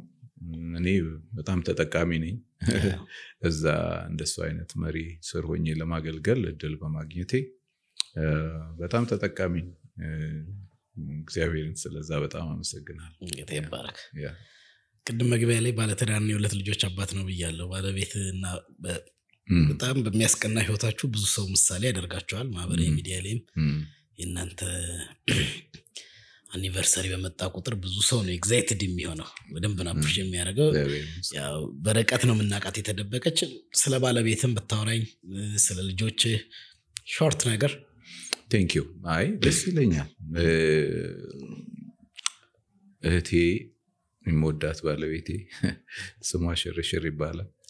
ብዙ ጊዜ መድረክ ላይ ስወጣ እሱን ተናግሬ ነው መጀመሪያው። ማላቀው ጉባኤ ከሆነ አዲስ ጉባኤ ከሆነ በጣም የተወደደች እህት ናት። ኢየሱስን ትወዳለች። ኢየሱስን ትወዳለች። ጌታ በሰጣት ጸጋ እግዚአብሔርን ለማገልገል ደስ የሚላት ናት። ቤተክርስቲያን ውስጥ ባሉ አገልግሎቶች ውስጥ በደንብ ትሳተፋለች። ለምሳሌ በወንጌል ስርጭት በተላው ላይክ ዋን ቱ ዋን ምስክርነት ውጪ በተላት ትወጣለች። ጸሎት ውስጥ ታገለግላለች። ችልድረን ሚኒስትሪ ላይ ታገለግላለች። ከዛ ለባሏና ለልጆቿ ደግሞ መልካም ሚስትና መልካም እናት ናት። ስለዚህ አሁን በቃ ልጆቻችን ስላደጉ አብረን ትንሽ ትራቭል ማድረግ እድል አግኝተናል። አሁን መጣ ነበር አይደል? ለፕሮግራሙ መጣለች። ባለፈውም ሳደርግ መጣ ነበር። እሷና ሴት ልጅ መጣው ነበር እና በጣም መልካም ቀና የሆነች ፖዚቲቭ የሆነ አስተሳሰብ ያላት የተወደደች እህት ናት። እኔ ደባሏ ደግሞ በጣም ነው የምወዳት። ልጆቻችን በጣም የተባረኩ ናቸው። እግዚአብሔር ይመስገን። ጥሩ ልጆች ናቸው። ጌታን ይወዳሉ፣ ጌታን ያመልካሉ እና በዛ በጣም ደስተኞች ነን። እግዚአብሔር ይመስገን። በቅርቡ ኖቬምበር ላይ ህዳር ወር ውስጥ 25ኛ ዓመታችንን አከበርን። የጋብቻ አይቻለሁ። የጋብቻ ሃፒ አኒቨርሰሪ በዚህ። ቴንክ ዩ አከበርን። ስለዚህ የብር ኢዮቤልዩ ማለት ነው። እንደሱ ነው አይደል?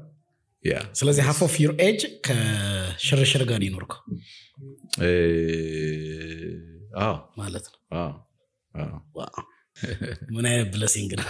እግዚአብሔር ይመስገን። ከልጆች ዘማሪ ሆነ የለም? ግሬስ ባለፈው አይታታል። እዚህ አብረን አገለገልን። መታን እዛ ምስራቅ መሰረተ ክርስቶስ የዛ አልነበርኩም። አገለገለች። አብረን ዘመርን። ዘማሪ ሆነች። she's a worship leader አሁን እንግሊሽ ቸርች አለ እዛ ላይ በአምልኮ መምራት ታገለግላለች። ሲሪየስሊ ጥሩ ዘማሪ ናት። አማርኛ ያወራሉ? እሷ በጣም ታወራለች። ወንዱ ልጄ በትርጉም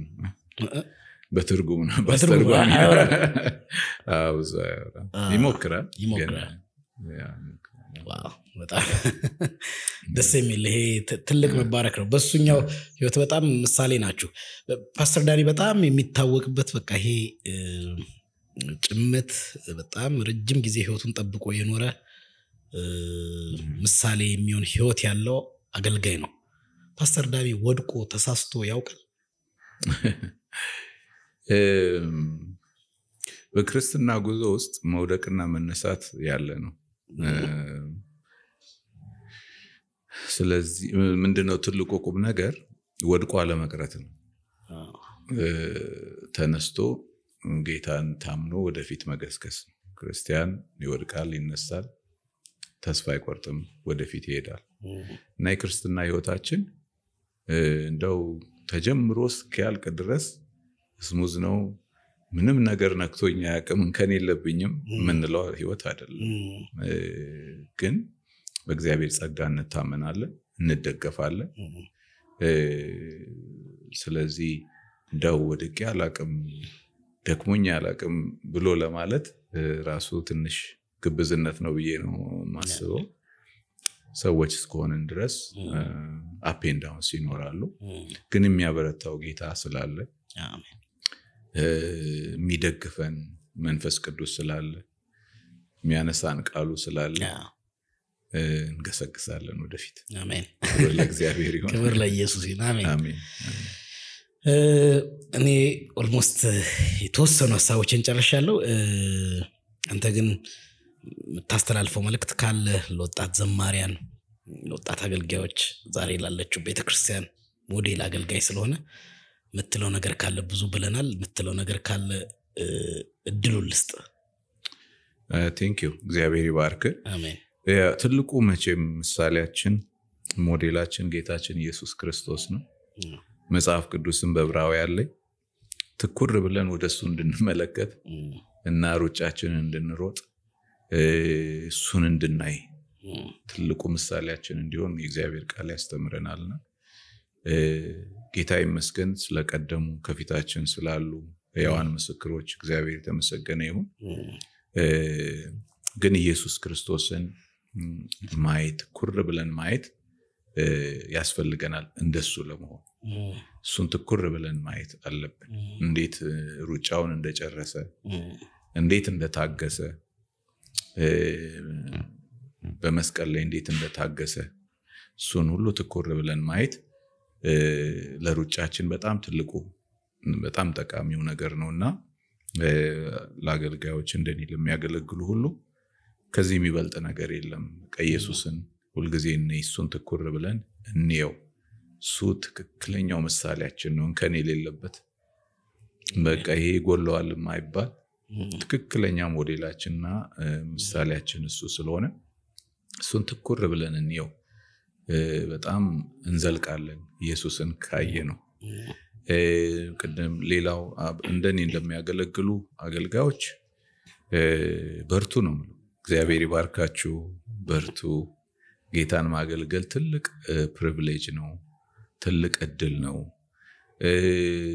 እግዚአብሔር ደግሞ የሚያሳድግ አምላክ ነው።